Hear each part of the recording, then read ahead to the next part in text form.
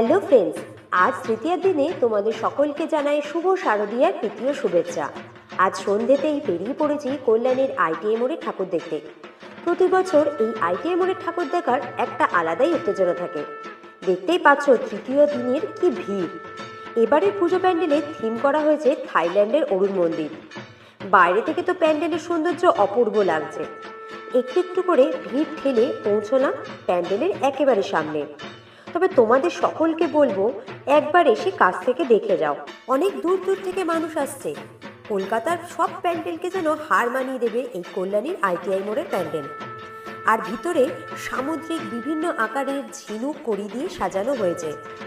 তার সাথে রয়েছে প্রচুর ঝাড়বাতি। এছাড়া মায়ের প্রতিমা রূপোলি রঙে সেজে উঠেছে। তার উপর রয়েছে সোনার গহনার ঝমকানো আলো।